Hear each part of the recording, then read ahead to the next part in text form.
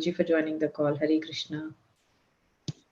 Hare Krishna, Priya Narmada Mataji, Dandavat Pranam, Srila Prabhupada ki Jai, Guru Maharaj ki Jai, Preeti Dasi from Charlotte. Hare Krishna. Hare Krishna, Preeti Mataji, Dandavat Pranam. All, please accept my humble obeisances. All glories to Srila Prabhupada, all glories to Guru Maharaj. Thank you very much, Mataji, for joining the call. Hare Krishna. Hare Krishna. Hare Krishna, Nanda Priya Narmada Mataji, Dandavat Pranam. All glories to Srila Prabhupada, all glories to Guru Maharajas, and all glories to the assembled devotees. This is Tiffany in Pennsylvania. Hare Krishna.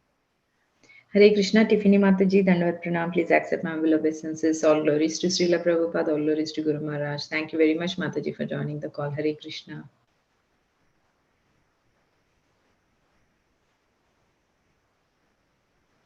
Hare Krishna Mataji, Dandavat Pranam. Please accept my humble obeisances. All glories to Srila Prabhupada and Sri Guru and Gauranga, and all glories to assembled devotees. Yashamati from Chicago.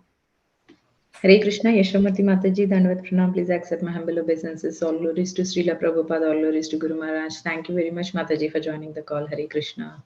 Hare Krishna. Hare Krishna. Hare Krishna, Nandapriya Narmada Mataji, Dandavat Pranam, all glories to Srila Prabhupada. This is Vinita Gandharvika Devidasi from Texas. Hare Krishna. Hare Krishna, Vinita Gandharvika Mataji, Dandavat Pranam. Please accept my humble obeisances. All glories to Srila Prabhupada, all glories to Guru Maharaj. Thank you very much, Mataji, for joining the call. Hare Krishna.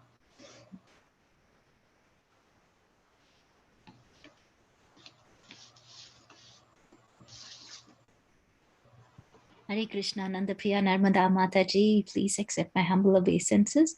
All glories to Srila Prabhupada and all the assembled devotees. This is Induleka Karuna Devi Dasi from Lincoln. Hare Krishna, Induleka Karuna Mataji, Dandavat Pranam. Please accept my humble obeisances. All glories to Srila Prabhupada, all glories to Guru Maharaj. Thank you very much, Mataji, for joining the call. Hare Krishna.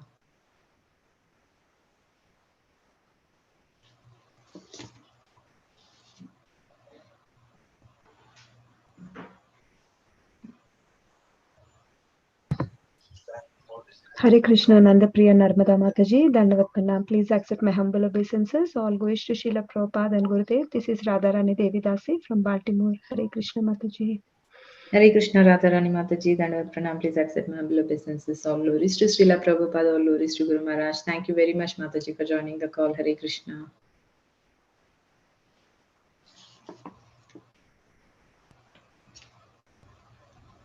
Is there anybody else in the call who would like to introduce themselves?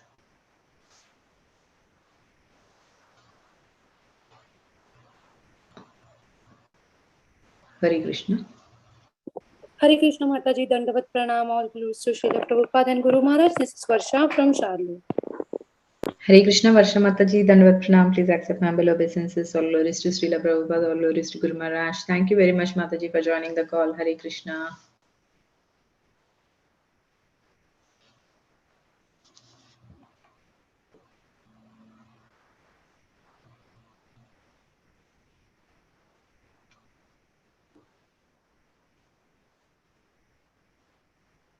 Shall we start the recording, Mataji? Mataji, Prabhuji, Maharaj hasn't joined yet, right? No, he hasn't, Mataji. Okay, Mataji. We'll do introduction. Hare Krishna.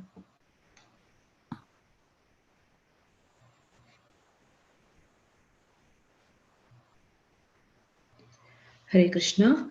Welcome to Bhakti Sangha conference call. Today we are very fortunate to have His Holiness Bhakti Anugraha Janardan Swami Maharaj on the call to enlighten us on the topic of Srimad Bhagavatam 5th canto 14th chapter 6th sloka. Before handing over the call to Maharaj, I would like to ask Induleka Karuna Mataji to give brief introduction about Maharaj. Mataji, please take over. Hare Krishna Mataji, Hare Krishna, dear devotees. Thank you all for joining us today. This is a brief introduction on Maharaj. His Holiness Bhakti Anugraha Janardan Swami Maharaj was born in the Philippines. Maharaj is a senior disciple of His Holiness Gopal Krishna Goswami Maharaj, and he joined ISKCON in the year 1984 in Toronto, Canada. When Maharaj was 14 years old, he started to get curious about spirituality. And that's when he came in touch with Srila Prabhupada's books. When Maharaj got more and more interested in Prabhupada's books, he insisted his mother to get him the Bhagavad Gita. However, he was not able to receive the Gita at that time by mail due to some reasons. But when he moved to Canada in 1980, he could successfully get his first Bhagavad Gita by mail from Los Angeles. When Maharaj was in Toronto in 1984, he visited a temple and never left ISKCON after that. He started to live in the temple on rent rather than staying outside, and that's how Maharaj got involved in temple services. His Holiness Gopal Krishna Goswami Maharaj has recommended making Maharaj a member of the Vrindavan Executive Board, and so Maharaj has been serving as the Vice President in Vrindavan, India for more than 12 years. Maharaj is an excellent Kirtaniya. He travels with His Holiness Gopal Krishna Goswami Maharaj all over the world to preach Krishna consciousness, and especially has been preaching in Delhi, Vrindavan, and the Philippines. Thank you all. Hare Krishna. Thank you, Mataji. Please take over. Hare Krishna, Mataji. Thank you so much. Maharaj has joined, Mataji. We can give him a moment. He's connected. Okay. Yeah.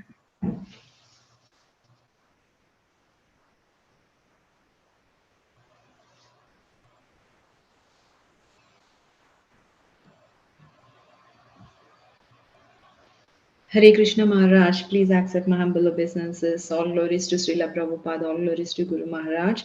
Thank you very much, Maharaj, for giving your very valuable time and association to us this morning and enlightening us on the topic of Srimad Bhagavatam, 5th canto, 14th chapter, 6th sloka. Please take over the call, Maharaj. I would like to ask devotees to please switch on their videos. Maharaj would like to see everyone.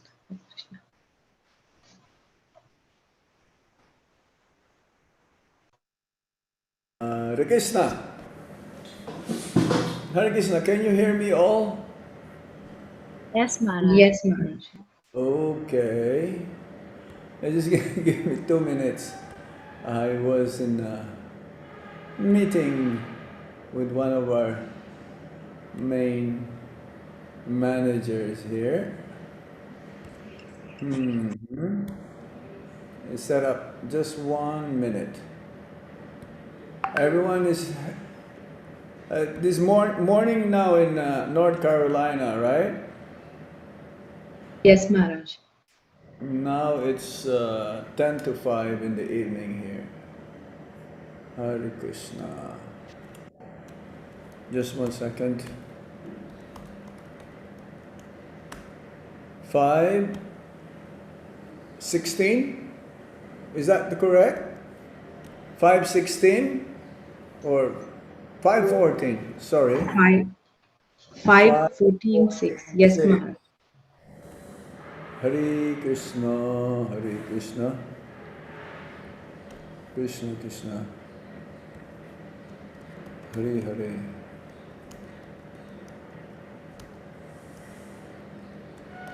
And spiritual words. Hare, okay, we're ready.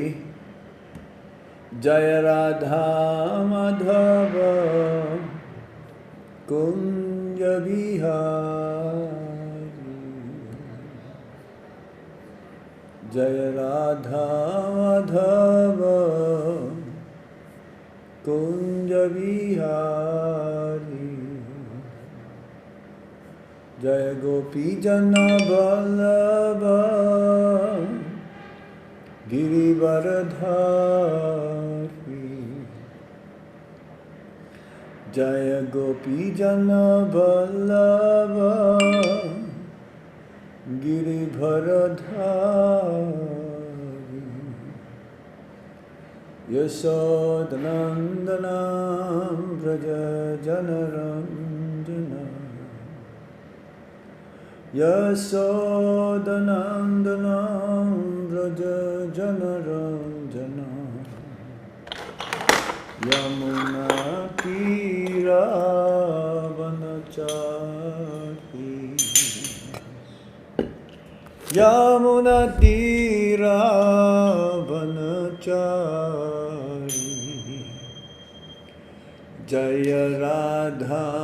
Madhavam Kunja Vihari.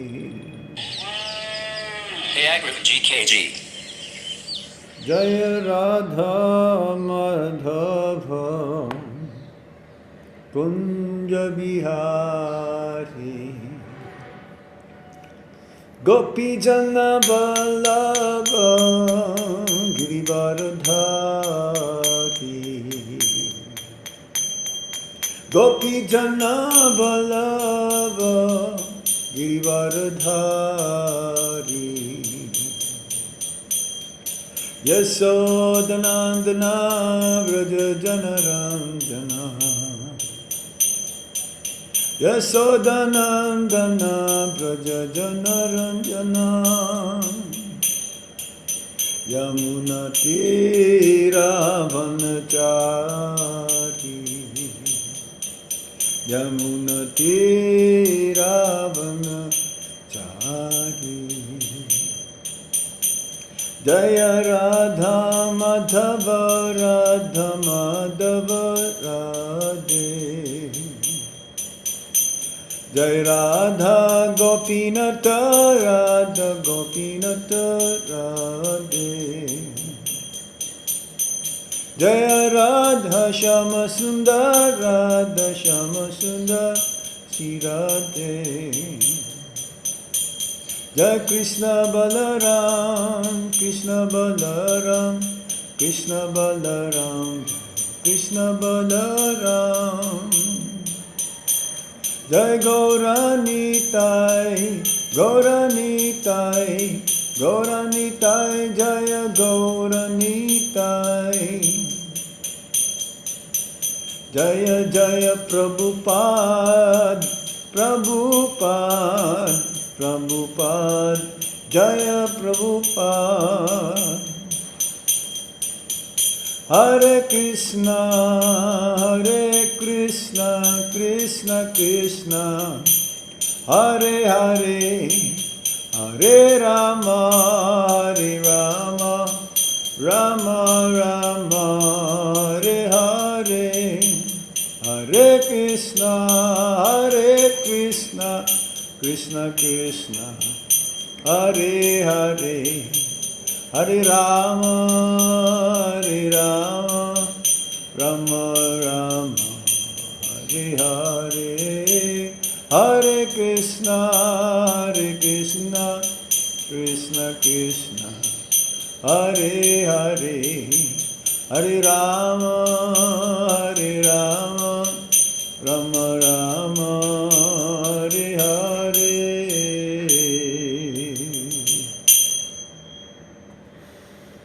Nama Om Vishnu Padaya Vishnu Vishnaya Bhutale Srimati Gopal Krishna Goswami Thamine Prabhupada Sasayatanya Prakasha Vitirati Vacharam Kirvan Sadhu Bhagavate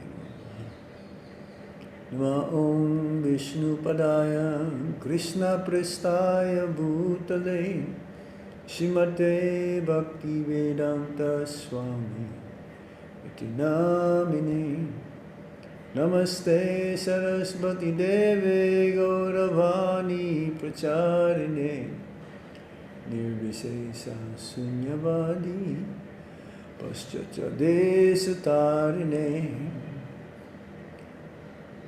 Om Jnana Timirandasya Jnana Shalakaya Chakshuram Militam Jena Tasmai Shri Gurave Namaha Sri Chaitanya Manovistam Stapitam Yena Bhutale Swayam Rupa Kadamayam Dadati Swapadantikam Vandeham Shri Guru Shri Jutapalakamalam Shri Gurum Vaishnavamscha Shri Rupam Sagrajatam Sahagana Raghunatam Vitam Tam Sajivam Sadvaitam Sabhadutam Parijana Sahitam Krishna Chaitanya Devam Shri Radha Krishna Padam Sahagana Lalita Shri Visakambitam Sya He Krishna Karuna Sindhu Dinabandhu Jagatpate Gopesha Gopika Kanta Radha Kanta Namastate Tapta Kanchana Gaurangi Radhe Vrindavanishwari Visabhanu Sute Devi Pranamami Hari Priye Vanchakalpatarubhyasya Kipa Sindhuvya Evacha Patitanam Pavanebhyo Vaishnavebhyo Namo Namaha Jai Shri Krishna Chaitanya Prabhu Nityananda Sri Advaita Gadadhar Sivasadi Gaura Bhaktavinda Hare Krishna Krishna Krishna Hare Hare Hare Rama Rama Rama Hare Hare Om Namo Bhagavate Vasudevaya Om Namo Bhagavate Vasudevaya Om Namo Bhagavate Vasudevaya. So we continue reading from the Srimad Bhagavatam, Canto 5, Chapter 14. The creative impetus, and text number 6. This chapter is about the material world as a forest of enjoyment. Yes. Tatra cha kvachit atopada kanibhan Visayam upadabati panabhojan Vyabhayadhi vyasana lulupa Tatra chakwachit atapadoko nibham Visvayam upadabati panabhojan Vyabhayadhi vyasana lulupa Tatra chakwachid atapodako nibham visayam upadabati panabhojan vyabhayadhi vyasana lolupa. Synonyms, word for word meaning. Tatra, there in this phantom place. Cha, also. Kvachit, sometimes. Atapa udaka nibhan, like the water in a mirage in the desert. Visayan, the objects of sense enjoyment. Upadabhati, runs after. Pana, to drinking. Bhojana, to eating. Vyabhaya, to sex life. Adi, and so on. Vyasana, with addiction. Lolupa, a debauchee. Translation and purport by His Divine Grace, Srila Prabhupada. Srila Prabhupada ki jai. Sometimes in this house, in the sky, Gandharvapura, the conditioned soul drinks, eats, and has sex. Being overly attached, he chases after the objects of the senses, just as a deer chases a mirage in the desert. Again, the translation. Sometimes in this house, in the sky, Gandharvapura, the conditioned soul drinks, eats, and has sex. Being overly attached, he chases after the objects of the senses, just as a deer chases a mirage in the desert. Purport. There are two worlds, the spiritual and the material. The material world is false like a mirage in the desert. In the desert, animal think they see water, but actually there is none. Similarly, those who are animalistic try to find peace within the desert of material life. It is repeatedly said in different sastras that there is no pleasure in this material world. Furthermore, even if we agree to live without pleasure, we are not allowed to do so. In Bhagavad Gita, Lord Krishna says that the material world is not only full of miseries, dukkhalayam asashvatam, but also temporary, ashashvatam. Even if we want to live here amid miseries, material nature will not allow us to do so. It will oblige us to change bodies and enter another atmosphere full of miserable conditions. Srila Prabhupada ki jai. Tatra cha kvachid atapodakani bhang visayam upadabati panabhojana yavayadhi vyasana lolupa.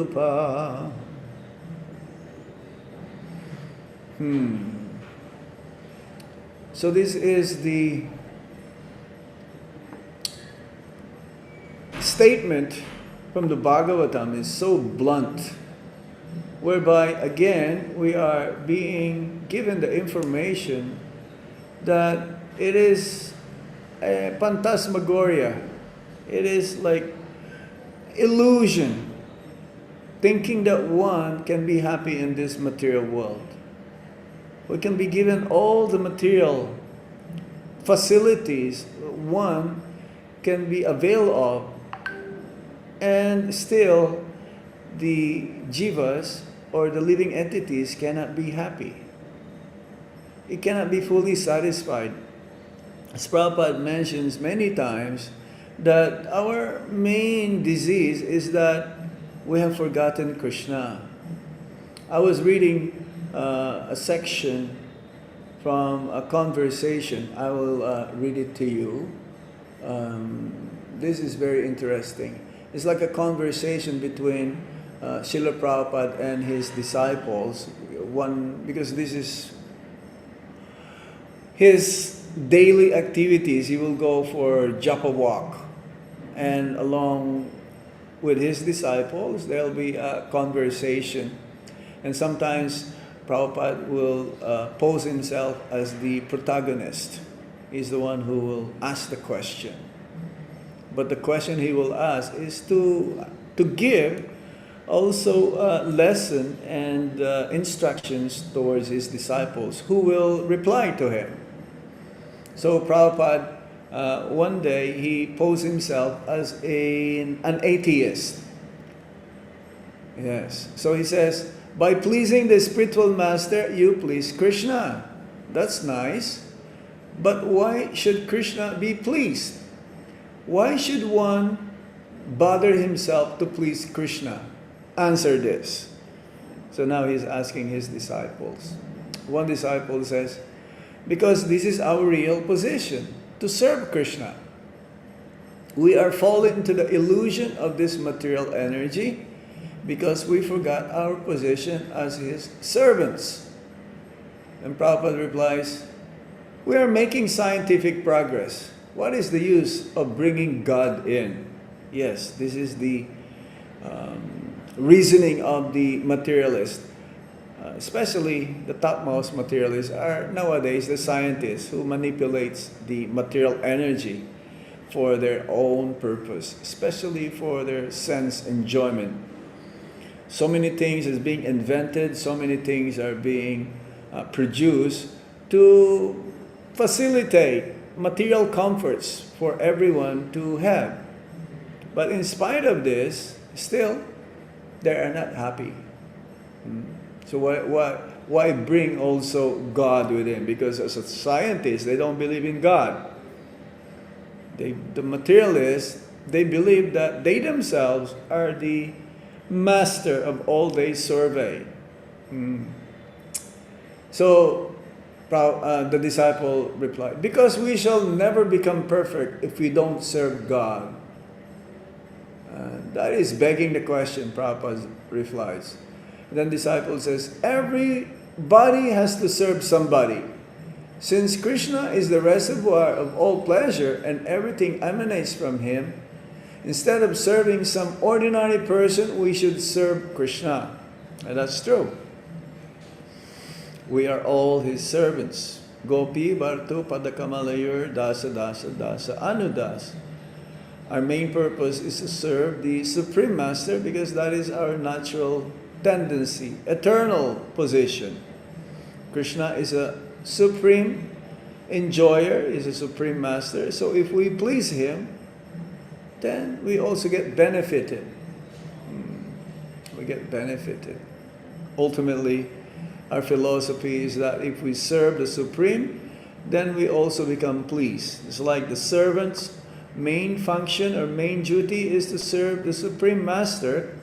And when he sees by his efforts or trying to please the Master, and the Master become pleased or happy, then within also the servants, they will be happy. They'll be pleased by their efforts to try to serve the Master. So it is like that for us also. We're fragmental parts and parcels of the Supreme Lord, and therefore our duty is to serve him. Then Srila Prabhupada replies, but without serving Krishna, I am getting pleasure by drinking wine. Why shall I serve him? And then the disciple replies, that pleasure will not last. It is only temporary. Just like here in the translation, that the animals, in the desert, they see there's some kind of mirage where, because in the desert it's so hot, then if you don't have water to drink, then you're gonna die. And then in a mirage, out of illusion also, sometimes because of the reflection of the sun to the sand, then it will create some illusion that there is a body of water. And then the animal will run after that, keep running, but he'll not be able to reach that end of mirage because the reflection is just keep on going. And there's no really water in the desert, very rare, which you call an oasis. But mostly in the desert, there is no water. There is drought, so hot that definitely if you don't have water, then you will die. So yes, the conditioned souls are like this. They try to enjoy. There is this Charvaka Muni. His philosophy is, eat, drink, and be merry, for tomorrow you die. It doesn't matter anyway. You just enjoy. This is the philosophy of the hedonists, the sense enjoyers. And statement that he says also, beg, borrow, or steal, get ghee. Because ghee is a liquid, like a liquid gold. With ghee, you can cook many palatable dishes, and you'll be able to enjoy your taste buds. The Prabhupada says, if you cook nicely with the use of ghee, then you will forget eating meat, the taste of meat.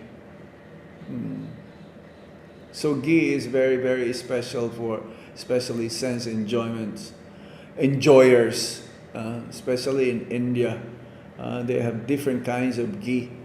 Try to enjoy the eating propensity, or for that matter also the intoxication. Just like here in India, along the highways, you can find liquor stores. Even here in Vrindavan. But somehow they banned alcohol within 10-mile radius of Krishna Janmabhoomi, the birthplace of Lord Krishna in Mathura. But why not ban the whole Vrindavan or Mathura area? Why not only in that within 10-mile radius? Which means here, even in Vrindavan town, they're also selling liquors, wine. And this is the holy dham. They try somehow or other, they pay for the license to the government, and the government would like to have, get that spoiling the life of the citizens, what to speak of in the holy dham and sinful activities. If it's performed, then it's multiplied so much more also.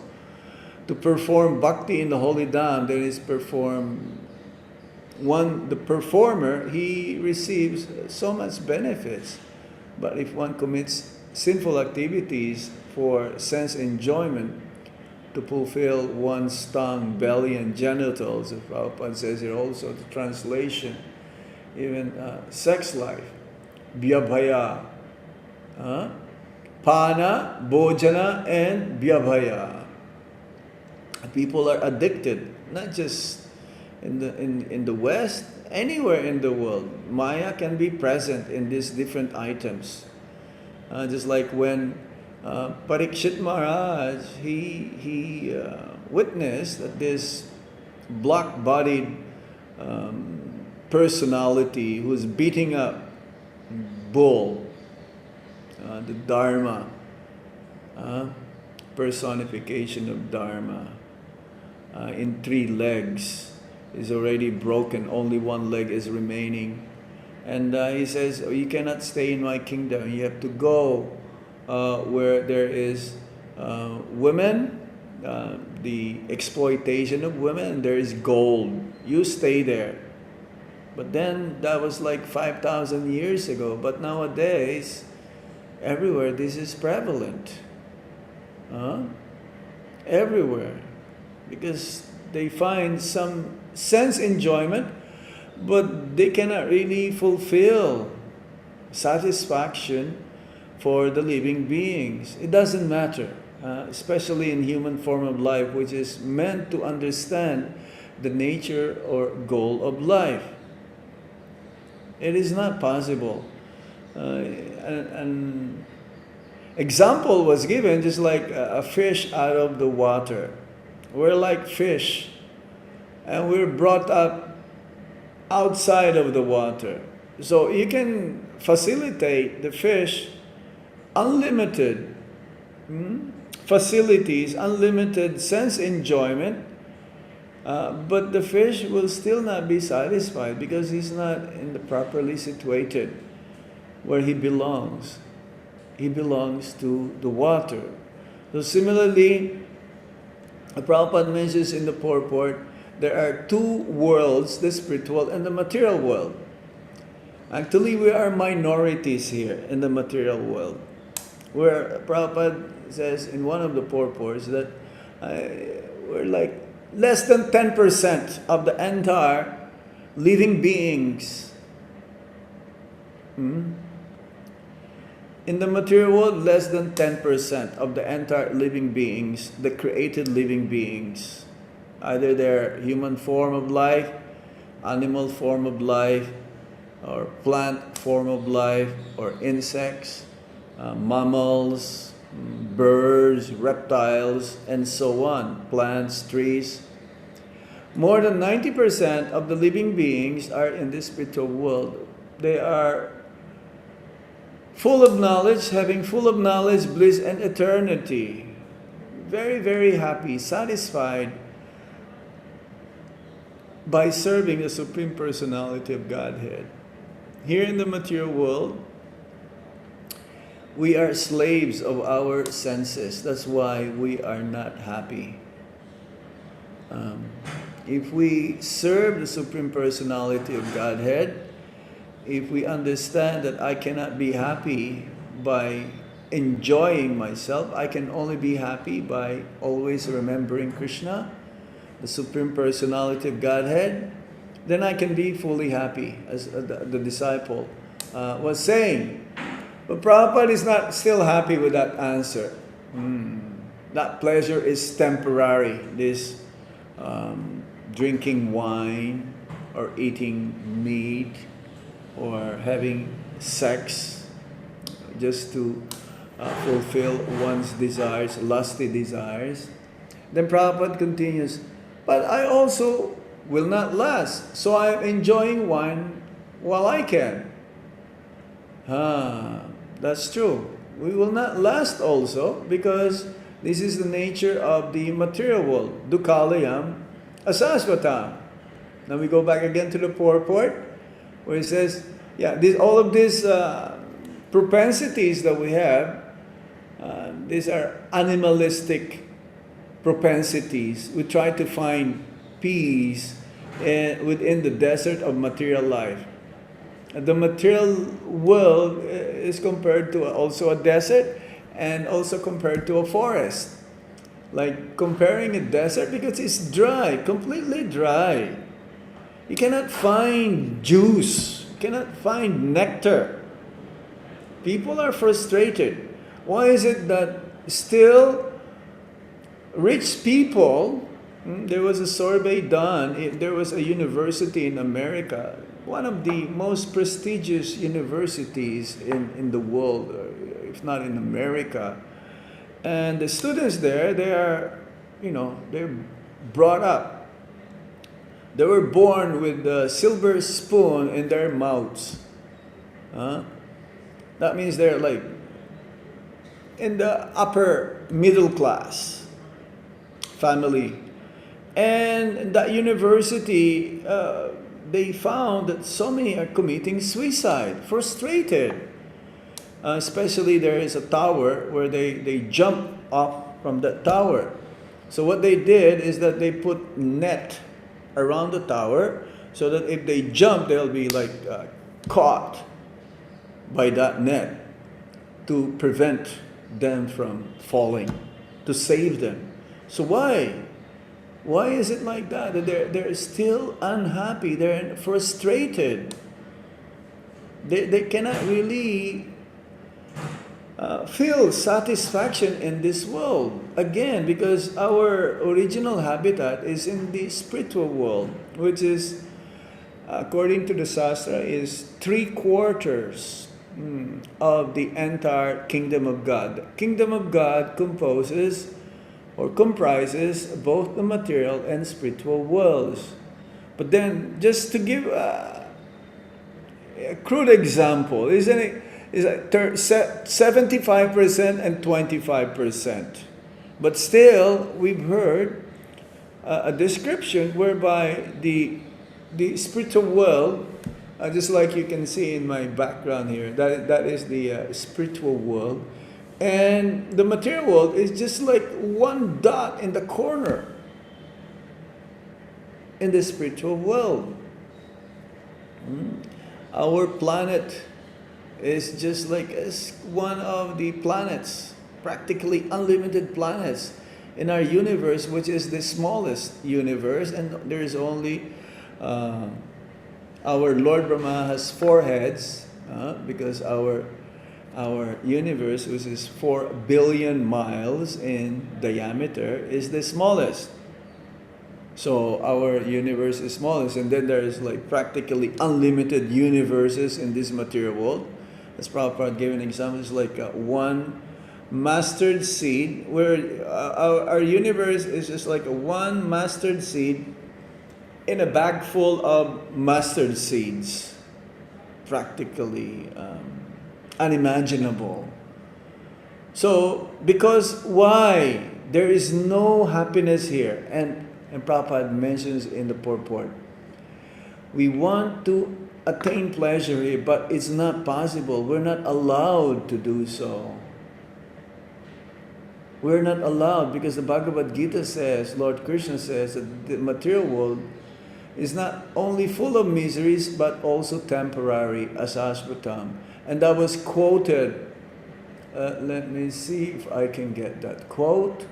Yeah, it was quoted from Bhagavad Gita, chapter 8. Text 15. Yes, we'll go back to that. Mam upetya punarjanma dukhalayam asaspatam napnubanti mahatmana samsidim paramam gata. After attaining me, the great souls, Mahatma, who are yogis in devotion,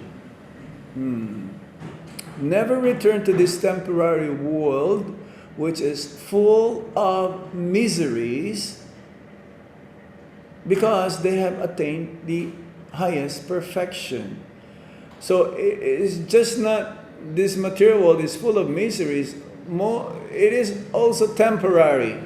Abrahma Bhubana Loka Punar Avartino Arjuna. From the topmost living being, Lord Brahma, to the most insignificant living entity, Indragopa, like an insect, very small. This place is a place of death. There is unknown caller. There is this uncertainty that we don't know when are we going to die. And this makes us fearful all the time. In the material world, there is birth, death, old age, and disease. Unknown caller. And in the spiritual world, there is no birth, death, old age, and disease. Life is eternal, full of knowledge and bliss. That is the difference. The main difference, the most fearful, is that at the time of death. Because the soul is eternal, but the body will cease after some time. It's like a machine. When the machine is too old, the machine will just stop. No, you cannot do anything about it. That is the nature of this world, because it is temporary. Not just full of miseries, but mostly it is temporary. The temporary nature of this world. Why is it temporary? That is the nature. Even Lord Brahma himself, who lives for 311 trillion years, his one day is 8.6 billion years, 4.3 billion his day, and 4.3 billion years his night. And he lives for 100 years, so that is 311 trillion years, our time. His time, 100 years. And all of us only live also relatively 100 years. This is like the typical lifespan of human form, 100 years. And even Lord Krishna, when he left this world, wound up his pastimes, he was 125 years old. But Lord Brahma's 100 years is 311 trillion years of our time. Now there are some insects also who will take birth at night time, and then when the sun rises, they will die. So that is their 100 years as well. That is their 100 years. So everyone has this lifespan. But who lives for 100 years these days? Maybe our parents, 85. It's like my mother, she's 85 years old. Or her parents live like maybe 90s. Luckily, the present, especially the way we live, the way we waste our energies, the food that we eat, our lifestyles nowadays, in the future especially, it says if one reaches 35 years old, he's considered as old. Hopefully in our, like our generation, hopefully we'll live also 75, 80 years old to serve more Krishna. We want to live longer to serve Krishna. But the materialists, they want to live longer to enjoy their senses. But they become frustrated. They cannot do it. Because there will be a time that it will be cut off. And that is the most fearful moment. When are they going to die? And that is also the most amazing thing in this world. When Dharmaraj asked Yudhishthira Maharaj, what is the most amazing thing in this world?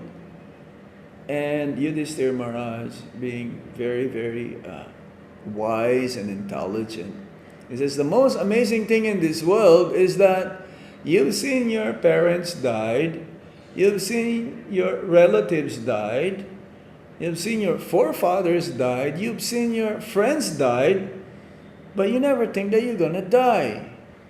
How many of us, as soon as we wake up, that we're thinking this could be my last day? How many of us? Not many. Very few. So the Bhagavatam says that one should think that this could be his last moment. This could be his last day. If we think like that, then we will become more serious in our practice of bhakti. That we will somehow or other will do our very best to give the service that we're offering to the Supreme Lord wholeheartedly, with full love and devotion.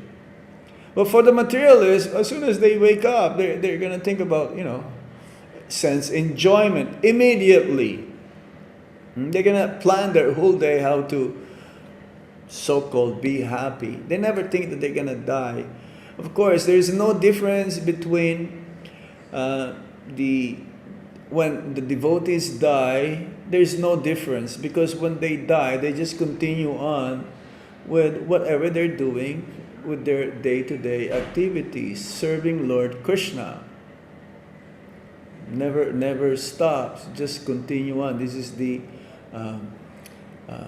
nature of bhakti. So we have real problems in life. And what is our real problems in life? Birth, death, old age, and disease. This is the nature of this world. As soon as one takes birth, one dies. As soon as we take birth, old age, we want to remain as young as possible. This is the nature of the soul.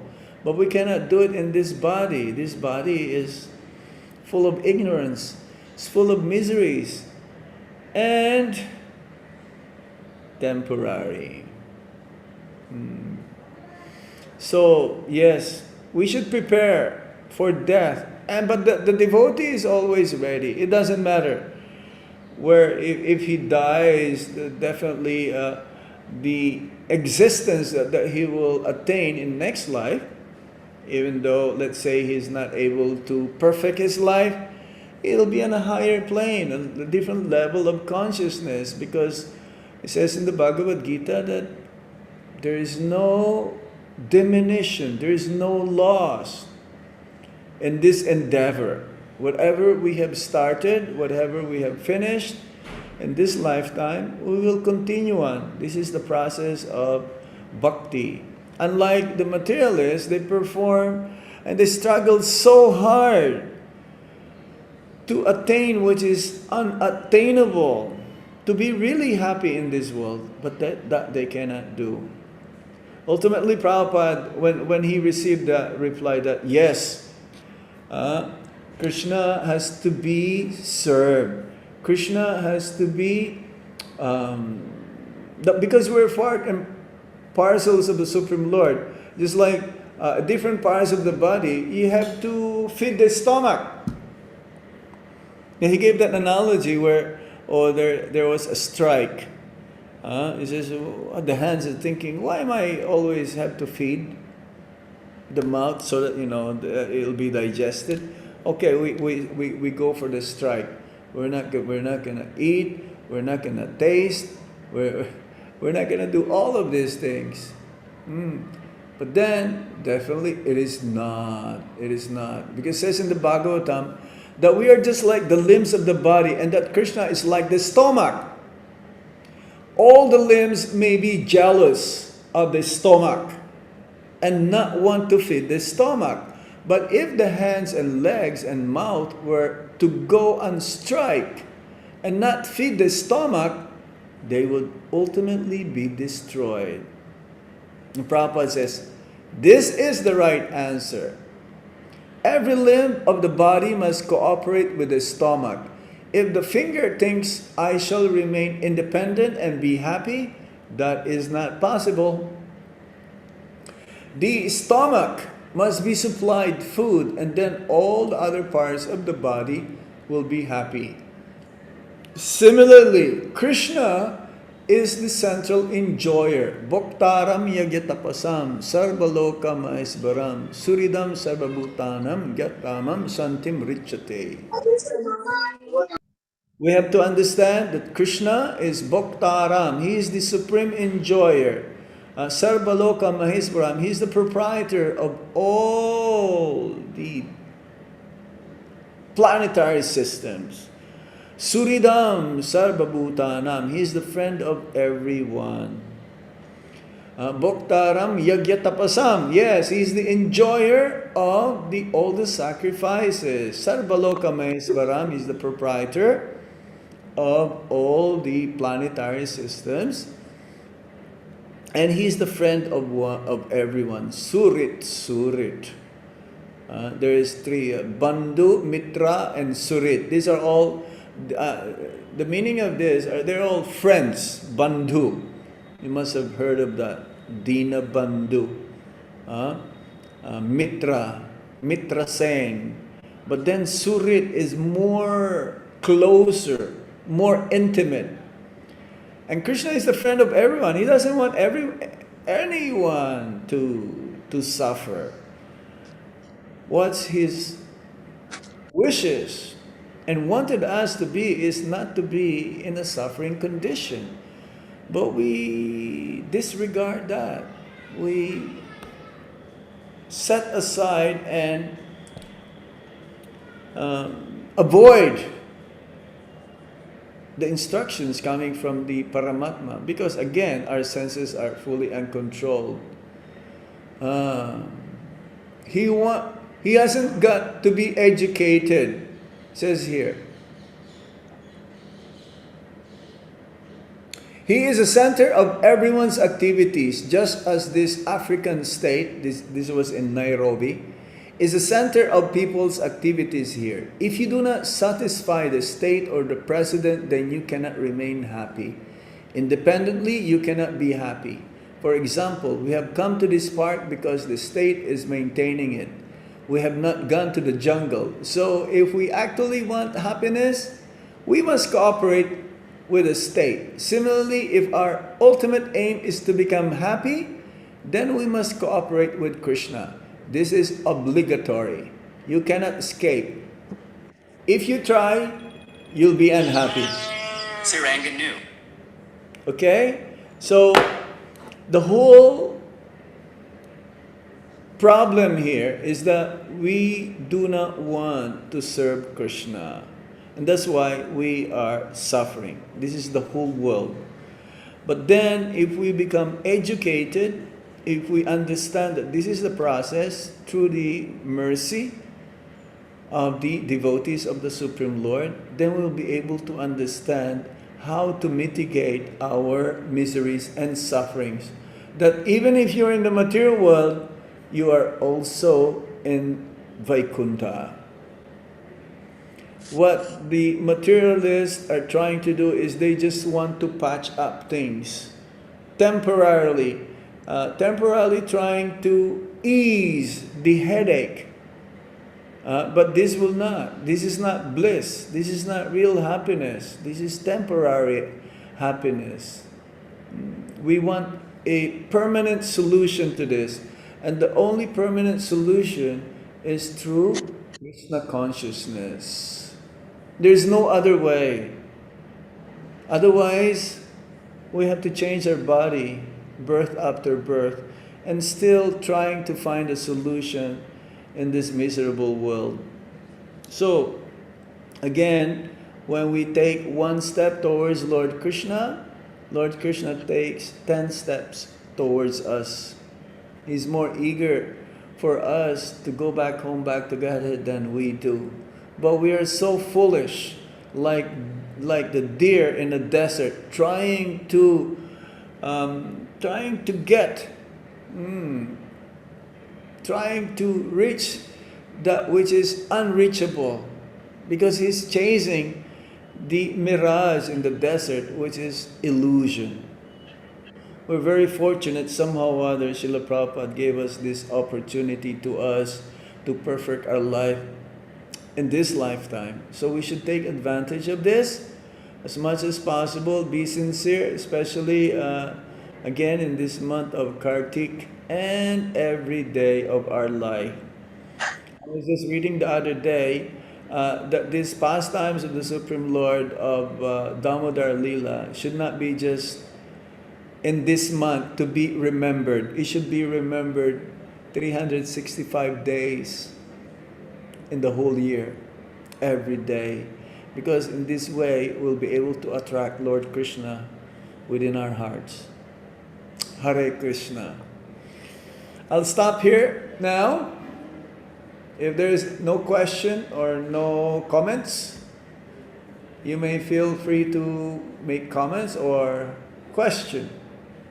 Hare Krishna. Hare Krishna Maharaj, thank you for such a wonderful class, Maharaj. You have told all the facts actually. Thank you for such a beautiful class. Devotees, if anyone has any question, please. Vinita Mataji, please go ahead, Mataji. Vinita Mataji. Vinita, unmute your, yes. Hare Krishna Maharaj, Dandavat Pranam. What a beautiful class, Maharaj. Thank you so much for such a beautiful class. Maharaj, while you are talking about Brahma, you were telling that he has 4 heads because he was from so much miles far away. Can you please elaborate on that? Why Brahma has 4 heads? Well, he has 4 heads because he has 4 heads. He is the smallest Brahma, so to speak. He needs 4 heads to manage our universe, which is not so big compared to other universes. In the Chaitanya Charitamrita, there was a story. Lord Brahma, our Lord Brahma, one day, he wanted to have darshan of Lord Krishna in Dwarka. And then when he came in, the chokidars, the guards, asked him, whose Brahma are you? Well, Lord Brahma was thinking, whose Brahma am I? Are there any more Brahmas than me? So, yes, then he was allowed inside. And then when he went inside, he saw one Lord Brahma has 100 heads, another Brahma has 1,000 heads, another Brahma has 10,000 heads.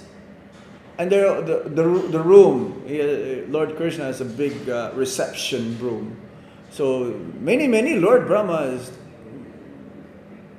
managing different universes, bigger than our Lord Brahma. So they have more heads. And then when Lord Krishna gave his darshan, he appeared, then everyone fell down to the ground, offered their dandabats. You know what's dandabat? Dandabat is like falling like a stick. Dandabat. With your limbs, all of your limbs in the body. And the sound of the helmets and the crowns of all these Lord Brahmas emanates like a very nice tinkling sound. So now Lord Brahma became he became humbled. He became humbled now because he's thinking, oh, I thought I'm the only Lord Brahma. So our Lord Brahma is the predominating deity in the modes of Raja, passion. He is the second creator. He's like the engineer of our universe. He's the one who provides our body, the different, your eyes, your nose, your ears, your tongue. But he's not the ultimate creator. Just like an engineer an engineer, he knows how to make the plan.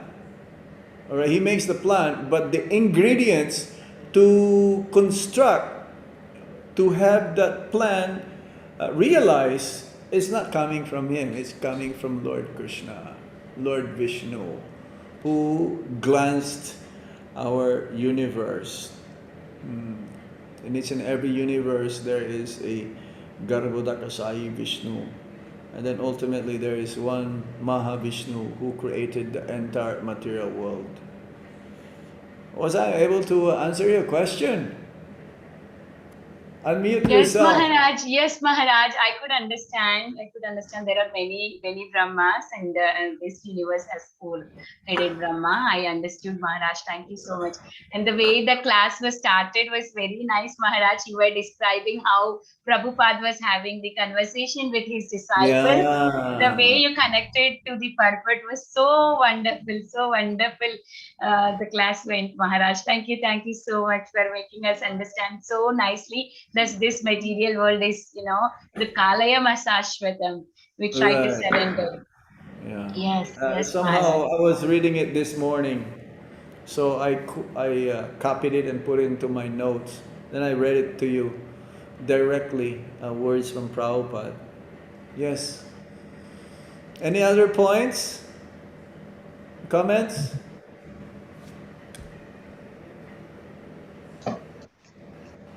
Hare Krishna, are there any other devotees having any questions or comments for Maharaj? Please go ahead. Don't be shy. Hare Krishna Maharaj, please accept my humble obeisances.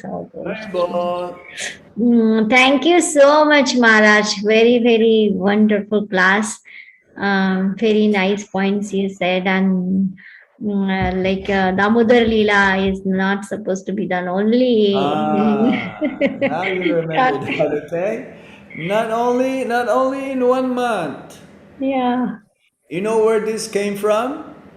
This is from the Sannyas Guru of Srila Prabhupada. Who is the Sannyas Guru of Srila Prabhupada? Forgot. Bhakti Pragya Keshava Swami Maharaj. His god brother. Right? Both of them are disciples of Bhakti Siddhanta Saraswati Thakur. Now, he translated the works of the Goswamis also, especially Sanatan Goswami's, the explanation of the Damodara Stakam.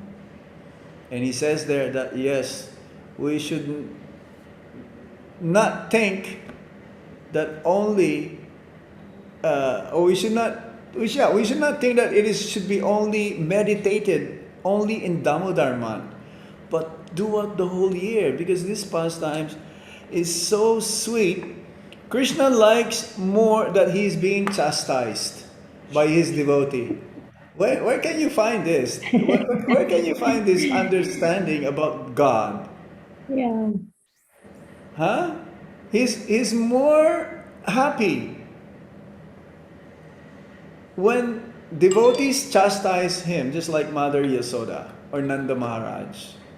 Because this is the way how he wants his devotees to be reciprocated. And we should meditate. It says that throughout the whole month we should read the meaning of this and also study throughout the whole year, every day. Isn't that amazing? And Prabhupada says also, a Brahma Samhita, the hymns of Lord Brahma, it should also be a part of our daily function. Prabhupada says that in the purport. It should be part of our daily function. But if you're so busy, at least chant Hare Krishna Maha Mantra as much as you can. This is additional information for you. Okay? Anything else? Maharaj. Thank you, Maharaj. Yes, thank you. Any other points?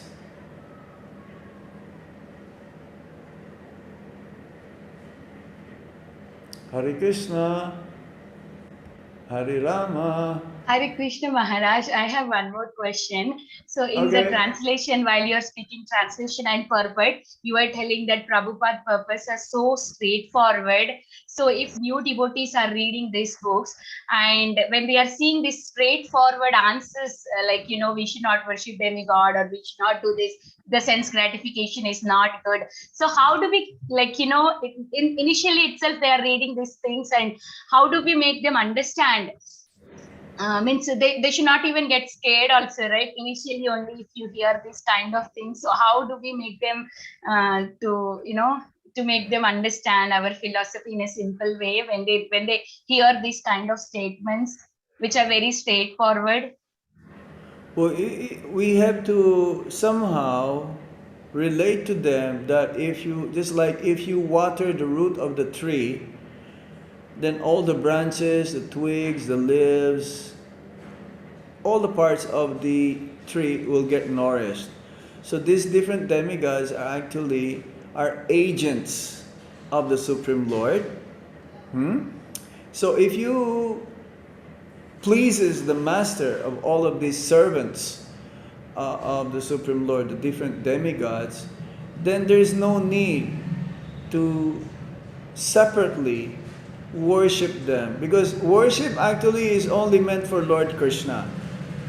Bhajan, when we say bhajan or bhajate, worship, this is only meant for Krishna. Others are, we may say, respect. We respect all the demigods, but we acknowledge the demigods are more pleased when we acknowledge that Krishna, who is their master, is the only one that is meant to be served.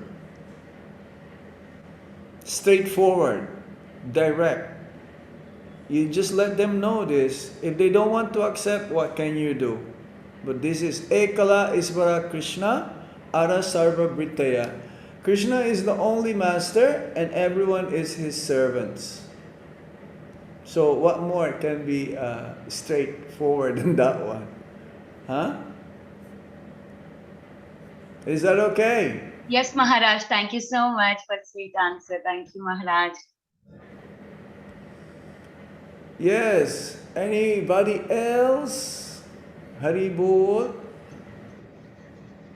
Maharaj, there are some comments in the chat box. I would like to read them for you.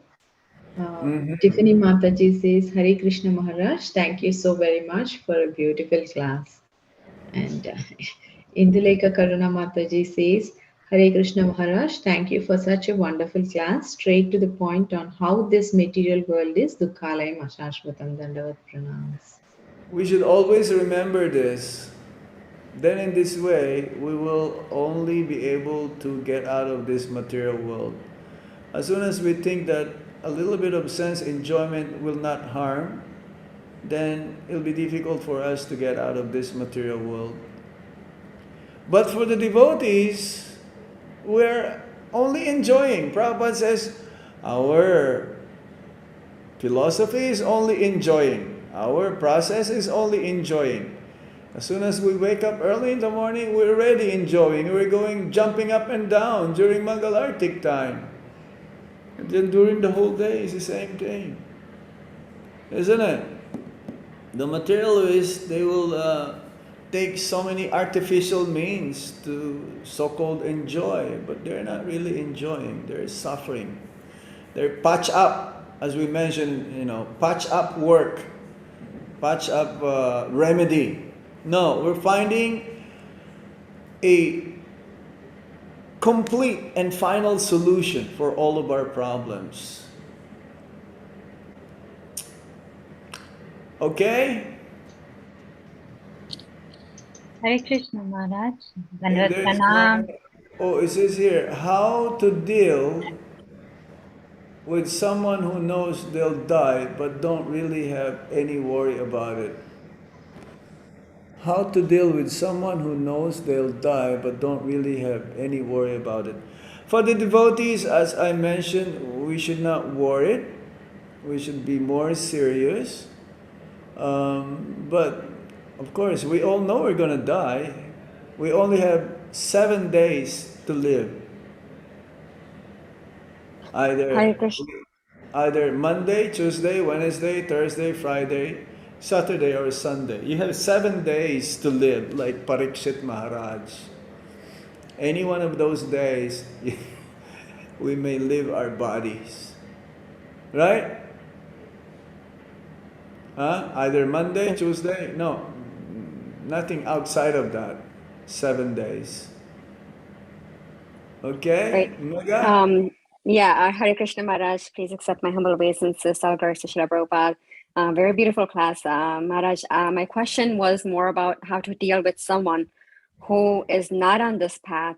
And when we say these things, they understand that they will die, but they're not, I guess, maybe ignorant about it, or they don't care. I don't understand. Okay. You don't care. Well, it's fine. You don't care. You don't care. You should care. So how can we try to convince them or help them understand that they shouldn't live such a way? The main thing is you have to tell them, are you happy? You ask them. Okay, if they say, are you happy? Yeah, they may say, I am happy. But I have a better happiness than what you have right now. Now, what I'm going to propose to you, this kind of happiness you cannot find outside, is within. And you should try it.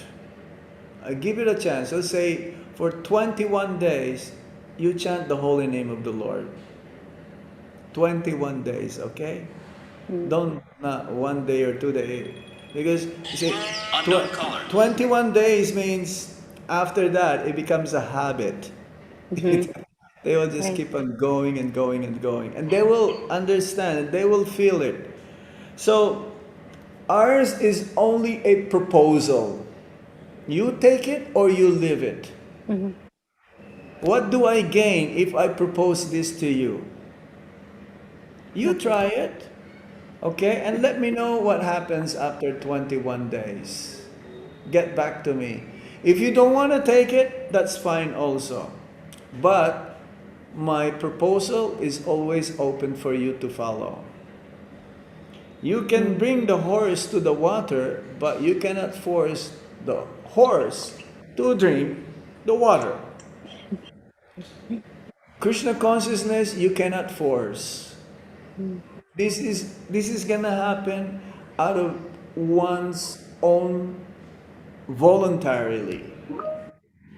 Bhaktivinoda Thakur says you cannot force anyone to be Krishna conscious. But Prabhupada says you can only propose. Don't break your head. Don't break your head if the other person doesn't want to take to Krishna consciousness. But you should give the opportunity, you should give the chance whenever you can to anyone, to anybody to take up the process. This is your duty.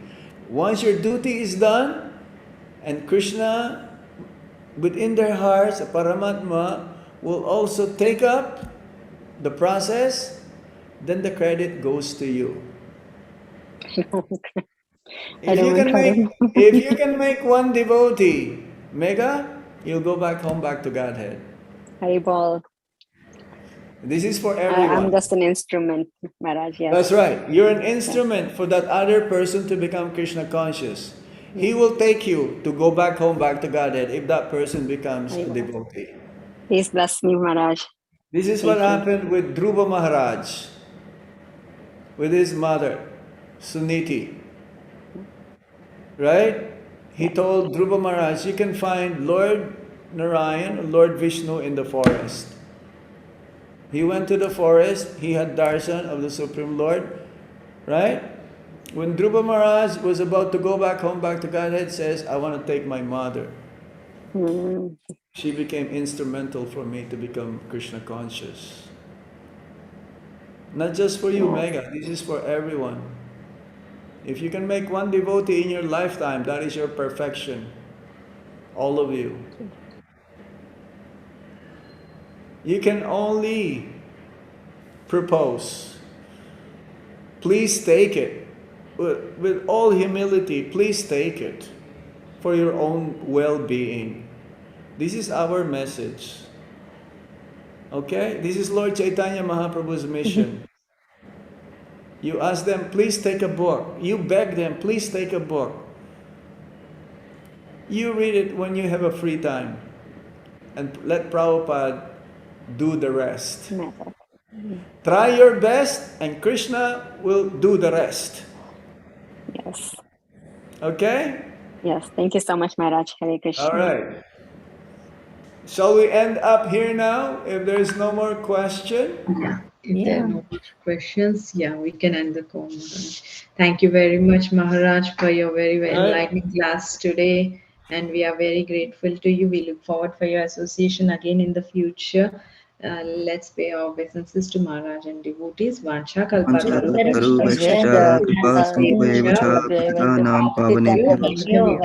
Namo Namah. Grantraj Srimad Bhagavatam Bhagavatam Ki Jai. Ki Jai. His Holiness Bhakti Anugraha Hare Janardan Krishna. Swami Maharaj Ki Jai. Thank you all. Have a nice week. Thank you. Yes. Hare Krishna. Thank you, Maharaj. Hare Krishna. Yeah. Goodbye. Are you in Vrindavan, Maharaj? Physically, I am in Vrindavan. Yeah. I don't know. I don't know where I am. Trying to be mentally also, spiritually. You can be in Vrindavan, but at the same time, you are not in Vrindavan. Or you can be in North Carolina, and at the same time, you can be in Vrindavan. Yes, Maharaj. We do a Vrindavan parikrama, like virtual parikrama every day after the class. Very good. Very good. Yeah. We'll see you again. Hare Krishna. Hare Krishna. Maharaj. Dandvat, Radhe Radhe. Radhe Radhe. Radhe Radhe. Hare Krishna, Padma Sakhi Mataji. If you are not ready, can I sing bhajan? Hare Krishna. Yes, Mataji, Padma Sakhi Mataji. Fast, Okay. Not on video, Mataji. So yeah, okay. Yeah. Oh, well, we can do. Yeah. He's not coming till 9:30. It's 8:31. Should I go ahead or what should I do? Mataji, I'm there. Okay, then start, Mataji. I was still. I just went. Just give me. If you are not ready, can I sing bhajan? I'm ready, Mataji. I'm trying to share the screen. Okay, okay. Yeah. Because yesterday I wasn't prepared, so. I was sitting here only till now. Just I went to give my son's lunchbox and came back. Okay. Okay, Hare Krishna. We welcome you to today's most beautiful parikrama, Govardhan parikrama, very special amongst all the parikramas, even when we go there and do. So Vrindavan parikrama, whole Vrindavan parikrama and Govardhan parikrama is completely different feel when we step onto the Govardhan. So the let's enter Govardhan today. We'll just seek the blessings of Srimati Radharani, Sri Krishna, Sri Vrinda Devi, the whole Guru Parampara, Srila Prabhupada, so that they will walk us through in this parikrama for our spiritual benefit, so that we can take the humble mood like all of them and just do the parikrama and get the love of God when we enter Govardhan. Very, very beautiful place. So this is the route map. Actually, as I was telling yesterday, it's a little big. I don't know how much time we will take. We can go on just for 1-2 hours with Govardhan Parikrama, but we will try to see how much we can. We have half an hour, Mataji. Yeah, we have half an hour, so probably we should be able to finish. So, so this is the whole path we'll be going today. Very, very big. We'll be seeing Yatipura. We'll coming from this side, right? So Nardakund, Kusum Sarovar, then we'll come to Mansi Ganga, Haridev Temple. So this is the path. This is the whole path we'll be taking. So in around so many places are there. We will see all of them. Okay. So before that, we will just do this beautiful shloka in Bhagavatam where the gopis say, we all know gopis are the topmost and they themselves are glorifying Govardhan. So it is very important that we recite this verse. So please you all also recite. Antaya madhira bala haridasa varyo yadrama krishna charana sparasha pramoda manam tanoti sahago ganayastayoryat pani yasuya vasa kandara kandamulai. So gopis are saying the glories of Govardhan, how Govardhan is the best. So the very, very beautiful. I personally like this shloka a lot. So they're glorifying Govardhan. So we will also glorify Govardhan and enter. So see how when we go to Govardhan, the best part is the parikrama that they do, the Dandavat parikrama. I don't know. I cannot even imagine how they do it. I don't know how long they take. Last time when I went, I was asking them. But here, like when you sleep, because it takes, for some it takes time. They do dandavats, they put a stone again, from there they do dandavats. So sometimes they stop under the tree. And then I was asking, will the monkeys not bother you? Then they were laughing because monkeys are everywhere and it's little scary for somebody like me to just sleep under a tree and then continue the next day. So lot of parikramas almost every day. And I heard, I think on Amavasya and Paurnami, they do a lot more parikramas on Govardhan and Vrindavan. So, so now let's just see a brief history of Govardhan. So Govardhan is called as Govardhan. It's called Giriraj. It's also called as Satashringa because it has 100 peaks. So Govardhan is having like 100 peaks. That's why it is called Sata 100. Shringa, Sata Shringa. So Krishnadas Kaviraj Goswami in his Govinda Lilamrit, he says Govardhan resembles like a peacock. And Radhakund, Shyamkund are the eyes. Puchri is the tail. So we'll go to Puchri Kalauta Baba temple. So that's the tail. And Mukharavinda is the mouth. So basically that's how they compared. And actually Govardhan is of whole Vrindavan. It is like a tilaka. How beautiful our faces when we keep tilak. So Govardhan is a tilaka of Vraj. And how did it come? Actually, in spiritual world, one time Radharani asked. So actually, Govardhan manifestation in the spiritual world is the love of Krishna towards Radharani. Radharani will ask, she wants a beautiful private place where they can spend good time. So for their leelas to manifest, she was just asking. And then Krishna, as soon as she asks, some blue effulgence will come from in his heart. That blue effulgence is the love of Krishna towards Radharani, and it falls down, it touches the ground, and it keeps growing like a big mountain. And then that is none other than Govardhan. And how did Govardhan come to Bharatavarsha? As most of us know the story. Pulatsya Muni, he is from Kashi, and he wanted to find a place for his meditation, and he'll be traveling everywhere. Finally, he will come to this Dronachal hill, and he will find, because Govardhan appeared as a son of Dronachal hill, so he will come on Salmali Dweep, because he travels everywhere. Then he sees him, he'll think, oh, this is so beautiful, and green grass, nice bushes, very beautiful. So he wanted that Govardhan to take with him. Then he'll go and ask. Govardhan will say, how can I come without asking my father? Then he will go and ask Dronachal, and Dronachal will give permission. So Pulatsya Rishi will be carrying Govardhan, but on one condition. Govardhan says, you should not keep me down. And he will accept. But it so happened, if Krishna wishes, who can stop it? So the Rishi, as soon as he comes to this Vrindavan area, he will have an urgency to attend the nature's call. So just for few seconds or just for a minute, he just keeps, he couldn't stop. So he keeps Govardhan down, and then he'll go attend the nature's call, wash his hands, wash his legs. And by the time he comes back, then Govardhan rejects to go with him. He said, I told you I will not come with you. I told you that, I told you, but that's our condition. But Pulatsya Muni kind of gets frustrated and he curses. He says that you will keep reducing in like a size of mustard every day. How the mustard size is, that much she'll be reducing. He says, and also the Acharyas explain, Govardhan is in separation of Krishna, because Govardhan is also a devotee of Krishna. So he feels a lot of separation after Krishna lives in that separation. He's reducing in size.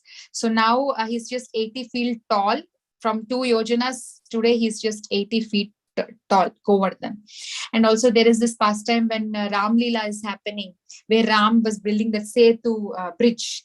The bridge, what happens, there was a little gap to be filled, and then Hanuman was searching everywhere. How can I fill this gap? What rocks or what can I bring? Then Hanuman finds his Govardhan and he wants to bring. And then Hanuman is trying to bring, he's not able to lift. He will go that side, he will go this side, he'll try all the sides, but he'll side all the ways, all the sides, but he's not able to lift him. So he's like, he understands. Hanuman then thinks, oh, I think this is somebody very special. Then he will say, then he'll say the purpose of why he came. Then immediately Govardhan will feel happy. Oh, Ram needs, and come, take me. But when he was about to take, then Akasavani says that Ram is done. Ram is done building the bridge. Then Govardhan feels very sad that he's not able to serve the Lord. Then Lord Ram actually says to Hanuman that when next life, when I come, I will be with him for the most maximum time. Now I can give him darshan. But if he can wait, next life, I will, most of the time he can be with me. So then Hanuman chooses, so Govardhan chooses for the next life. So he will be waiting because he didn't want a little time now with Lord Ram. So he will choose to wait. And then Hanuman also, to console Govardhan, he stayed back as Puchrika Lauta Baba. The temple will go. In the last, that is almost half of our parikrama is done when we go. So Hanuman stayed back. So that's a little beautiful history about Giriraj Govardhan. And now we are entering first most very beautiful. How many of us like Kusum Sarovar a lot? I like very beautiful place, very, very beautiful place actually. And if you see little Krishna, maybe now we cannot see it as beautiful. Especially I'm talking to myself because I don't have that spiritual eyes.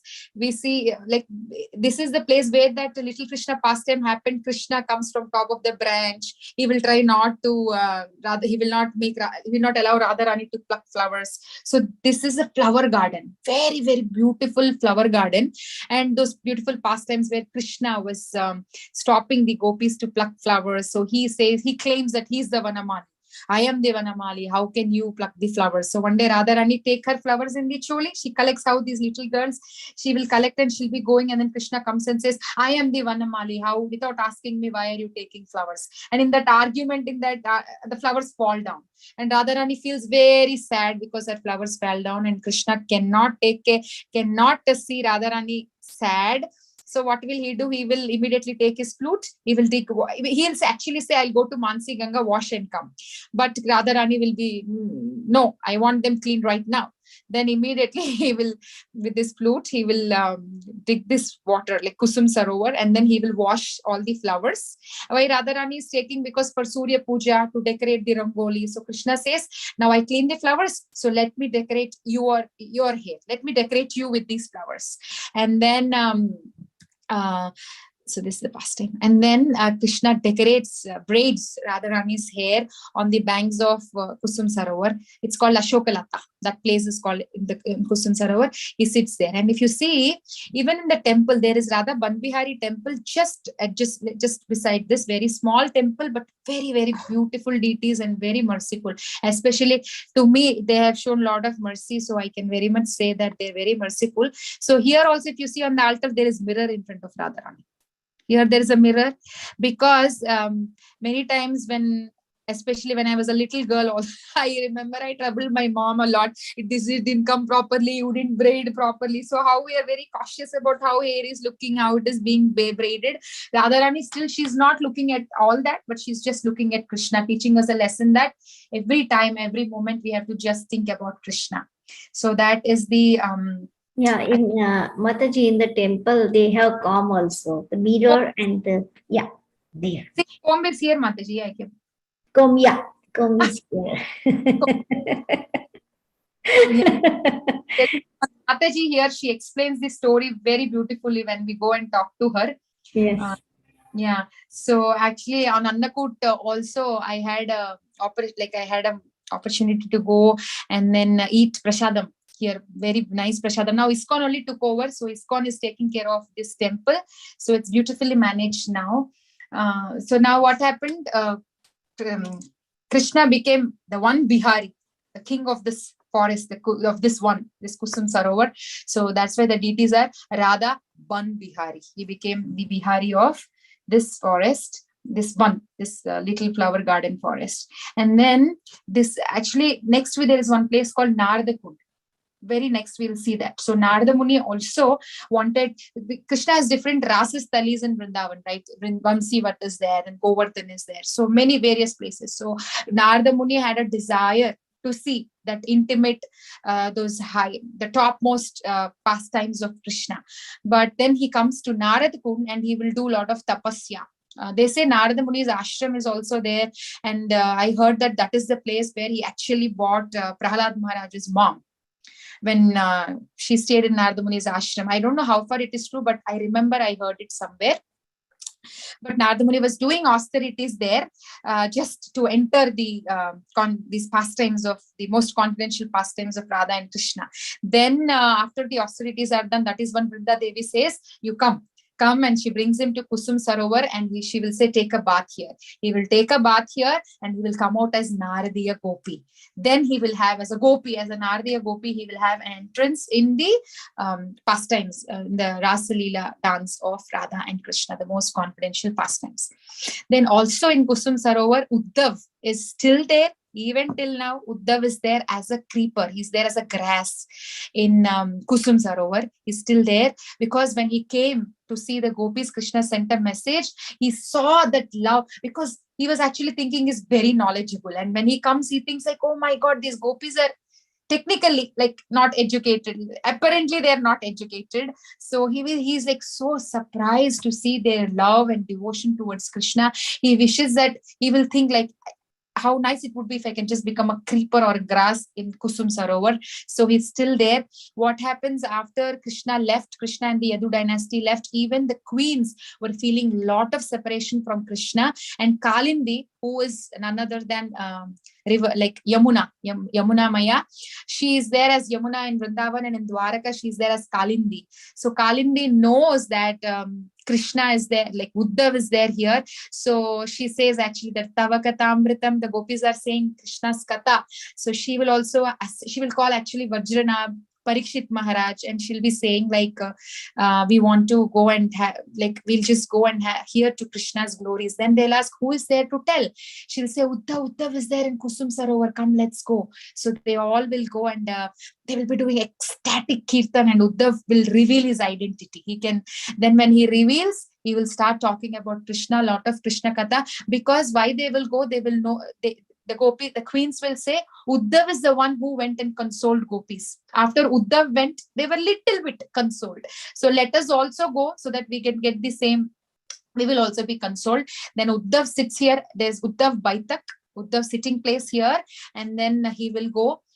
He will start talking about all the Krishna's pastimes, and he will actually say to Parikshit Maharaj, you please go because you have to take care of the citizens. And Parikshit Maharaj will say, I also want to hear. I was the one who brought all of them. And then Uddhav will say, very soon you are going to hear all the pastimes of the Lord, which is, we know, Bhagavatam. So you please now go and take care of the citizens.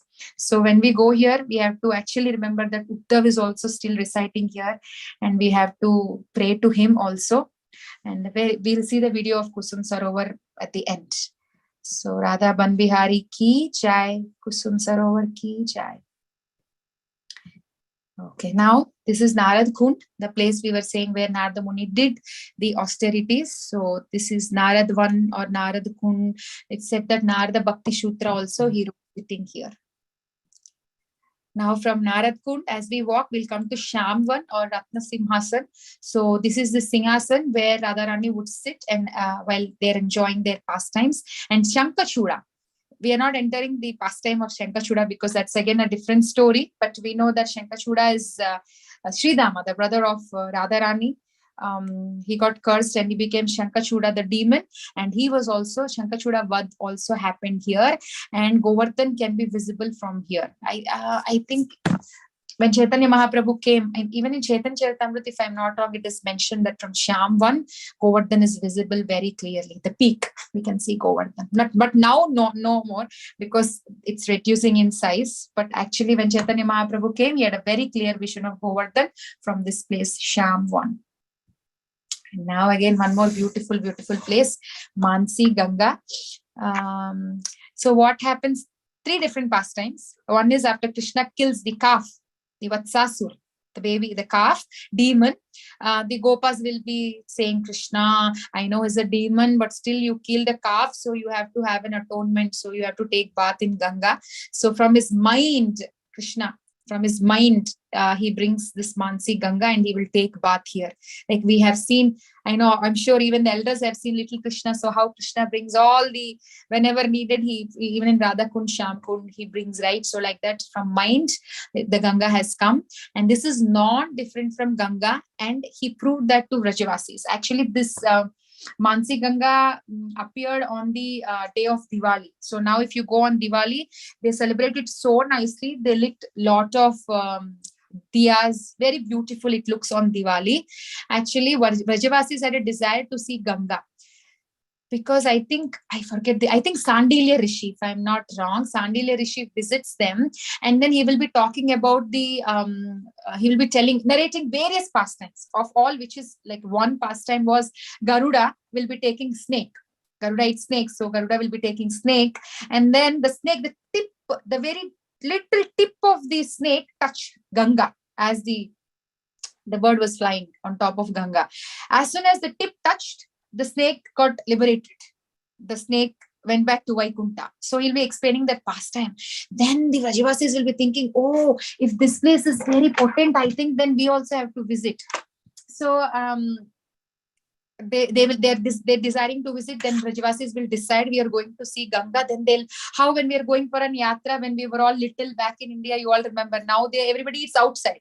But when we were little, so many things they used to make. My parents, grandparents used to make that they stay for 4 or 5 days.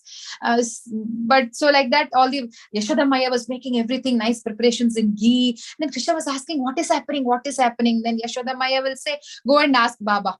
Then Baba says that we are going to Ganga. Then he says, no, the Ganga is here only. But they say it is Mansi Ganga. Then Krishna says, no, it is not different from Ganga, because Krishna doesn't like to leave Vrindavan for whatever reason. He always wants everybody to stay in Vrindavan only. So then they cannot say no to dear Krishna. So they all will go to Mansi Ganga.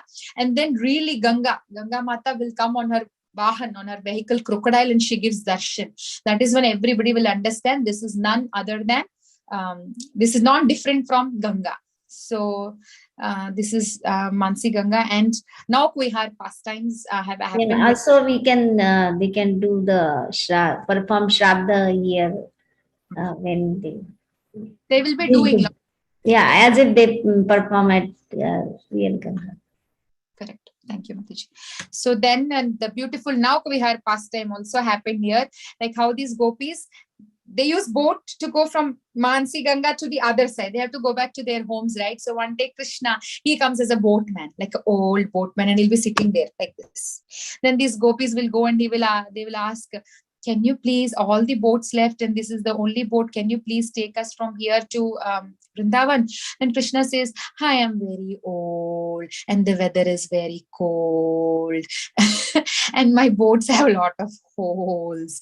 I don't think I'll be able to take. But these little girls will be requesting. It's a long pastime, but in the interest of time, I'm just cutting it short. So he will finally they will enter the boats, and then actually he'll be saying he's hungry. I am hungry. Then they will feed the butter and yogurt. And yeah. Also, Mataji, he says you are carrying these things, and it is making so heavy the boat. Yeah. They'll give me everything to eat, so he eats everything.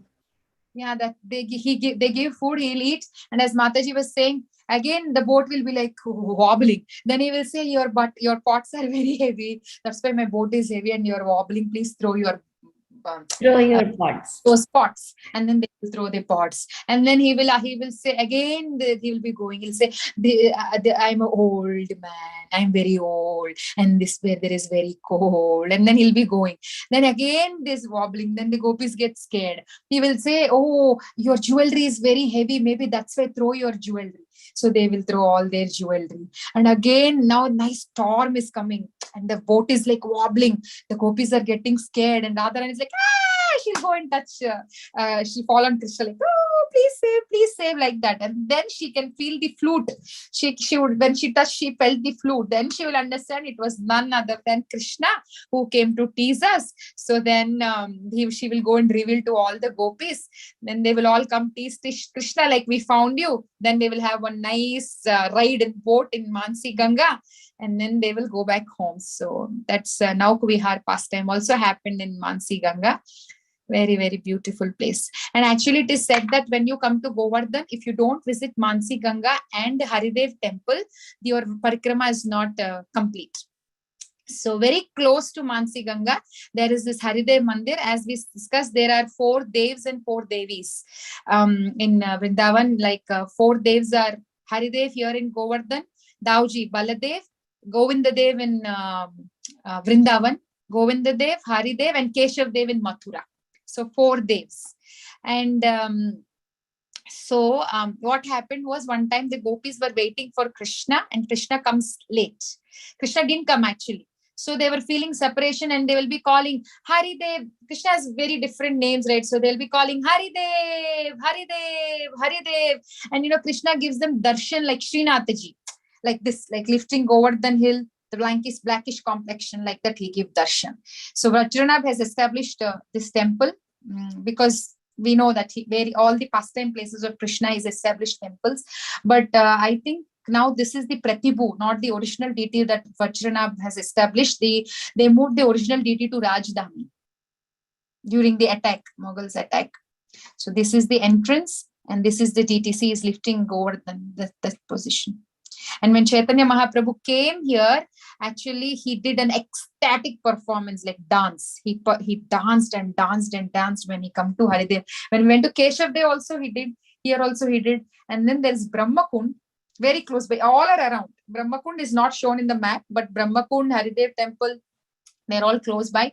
So Brahmakund also, what happens, Brahma had when he comes, he will see that Krishna is giving his Mahaprasadam very freely to the cowherd boys. How Krishna, he doesn't mind Juta, cowherd boys are just taking and eating. He's eating from cowherd boys. So he also had a desire to have Mahaprasadam. So what will he think? Oh, after Krishna eats, he will come and wash his hands in this water. So he became a fish, thinking that he can have the remnants. When he washed, the remnants go in the water, right? But that day Krishna didn't wash in the kund. Krishna knows everything, so he didn't wash. And then Brahma didn't get the Mahaprasad. He didn't manage to get Mahaprasad because Krishna washed outside. He didn't wash in the kund. So the lesson Krishna is trying to teach us is only by mercy. We should ask for mercy. We cannot show our knowledge or how great we are so that we can achieve so that we can get the mercy of Krishna. We get it only with our simple heart. Brahma could have rather asked, please can I have, rather than showing his power and techniques. So that is the lesson we can learn in Brahmakund. Then Dhan Ghati is where the tax collecting pastimes take place. And as we walk, we will see this place called Parasauli. This is the place where Krishna had his spring rasa dance. And then Chandra Sarovar is where when Krishna was crying, I want moon, because Yashoda Maya would feed him milk. And when she feeds him milk, he will not drink. And she would say, drink, Krishna, drink. If you drink, your shika will grow very long. Drink. So when he would drink, touch his shika is not growing. So he would say, you're cheating me. Understood, you're cheating me. So one day she brings him to Chandra Sarovar and every ripple in this Sarovar was reflecting like a moon. So she brought him here. So Chandra Sarovar is there. And then there is this Chaturbuddha, this Peta. There's one place called Peta. And then we will come at this, in and around this place, there is Chaturbhuja Narayana also. One day Krishna was hiding in the bushes to see the gopis, just hiding and seeing what they're doing, how will be their mood of separation, like that. And then he showed actually when they were doing rasa dance, he hid. And when Radharani appears, he was not able to he comes as Chaturbhuja Narayana. He gives his, he becomes Chaturbhuja Narayana at this place.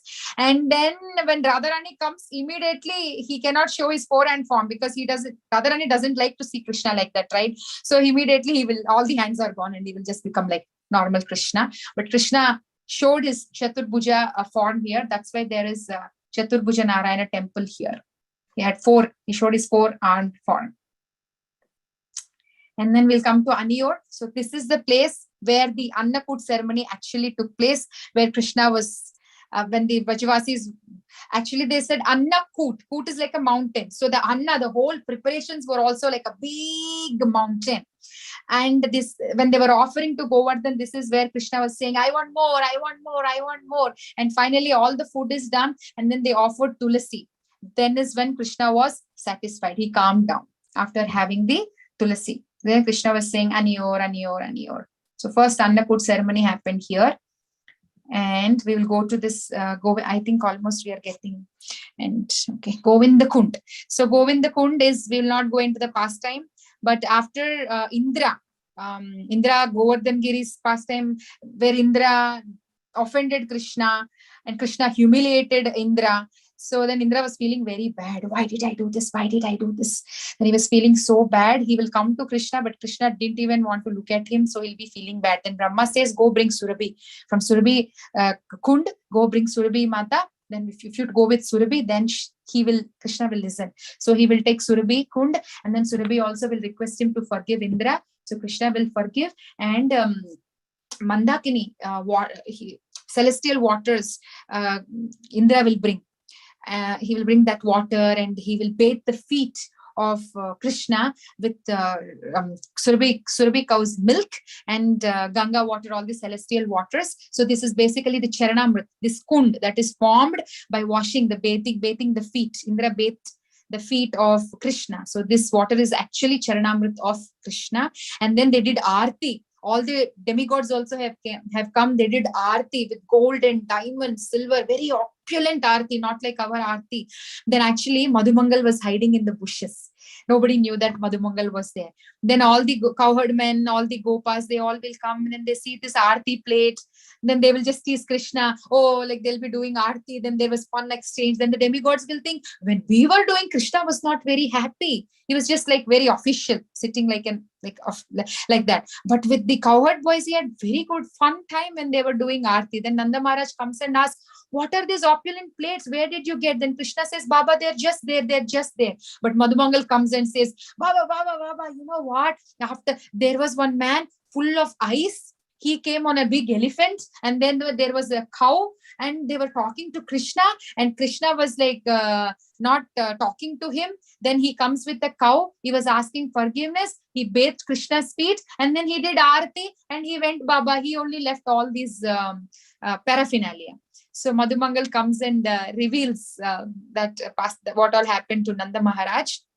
And also Madhavendra Puri, when he comes to Parikrama, we have Madhavendra Puri's small sitting place or like a small temple, small shrine also beside Govinda, like in the premises of Govinda Kund, because Madhavendra Puri, we know he's very famous for the Kirchor Gopinath pastime.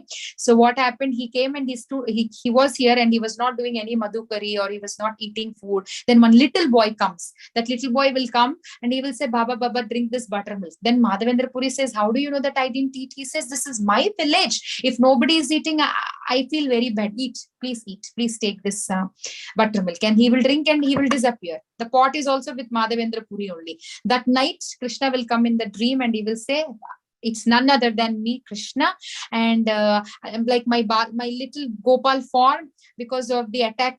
There was a lot of Muslim attacks. So they just hid me under the earth. I'm lying there only. Please bring me out. So the next day, Madhavendra Puri goes to the place that was mentioned in his dream and they will bring the Gopal deity out. And for that deity only, because he says, I am under the earth. I am feeling very, very hot. I'm feeling very heat. Can you please bring sandalwood paste from the Malaya hills? Madhavendra Puri starts to bring sandalwood paste for this deity. And in between, that is when the Kirchor Gopinath pastime also had happened. So Govinda Kund has these two significant pastimes. Very, very, and you can have the darshan of Govardhan. See, Govinda Kund, you can see Govardhan Giri. Very beautiful place. All are beautiful. So this is, what is this? So now we have Apsara Kund and Naval Kund. I think this is Surabhi Kund. No, not Surabhi Kund. Yeah, Apsara Kund and Naval Kund. So what happened? Apsara Kund, the gopis were dancing. And when they were dancing, they were more and more beautiful than the heavenly damsels. And it is said that in Apsara Kund, the gopis melted. So this is the body of the gopis. The gopis melted in Apsara Kund and Krishna melted in Naval Kund. So they're actually non-different from Krishna and the gopis. They say very powerful and very potent place. Now we came to the end, almost end. So we were talking a lot about Puchrika Lauta Baba. Is none other than, I remember this place very well. The last time I visited Vrindavan for Parikrama was 2019 October. So 2 years, but this place I remember very, very well. This is the DT. Actually, what happens when Akrura was taking Krishna, that day it was the turn of this Lota Baba. His name is Lota Baba. He was a Gopa. His turn to make prasadam. So he was making prasadam to take for Krishna, and then he sees Krishna going in Akrura's cart, and he comes running. Krishna, where are you going? I made prasadam. Then Krishna says, I will come. Then he'll say, okay, I will wait till you come. He will say, I will come. If I don't come in the evening, I'll come tomorrow. If I don't come tomorrow, I'll come at least day after tomorrow.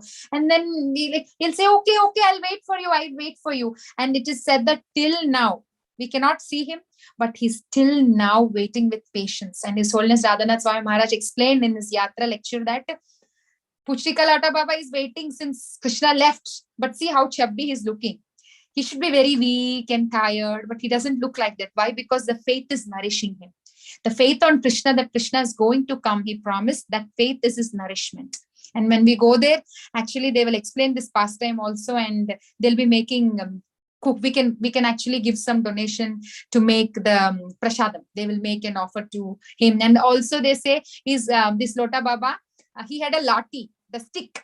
When they were lifting Govardhan Hill, all the Gopas were also trying to help Krishna, right? So he was also lifting, and he will think, oh, maybe because of Krishna is very thin and weak, maybe because I am strong, he is able to manage this Govardhan Hill on his little finger because I am holding, like that he will think. And then immediately Krishna will give like a jerk, and the lati comes down. So that he's a very sweet Gopa. So actually this is the place Rajasthan. As soon as you're entering, they'll say, the auto wala will say, we are entering Rajasthan. When we take U-turn and come back, again it is UP, Uttar Pradesh. So this is Puchrika Lauta Baba. And I think in between I didn't keep Surabhi Kund's picture.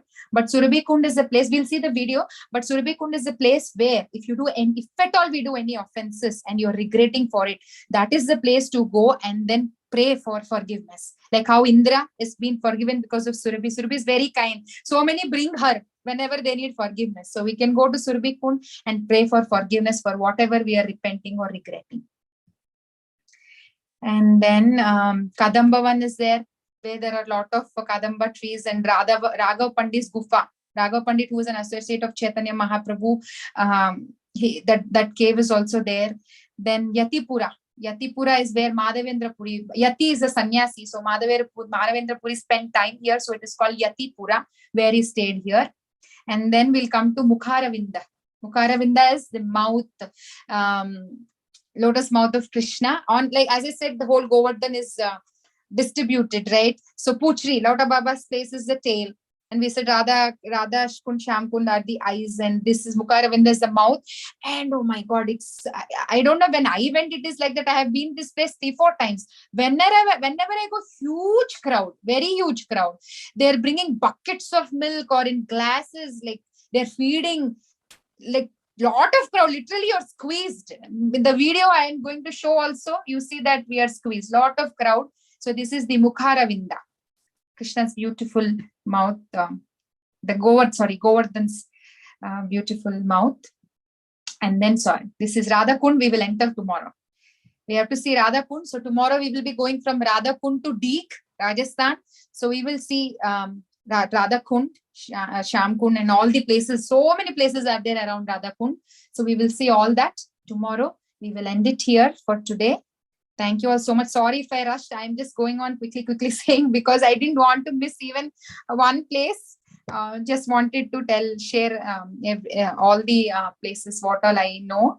So that's all. Shri Giri Govardhan ki jai, all the assembled.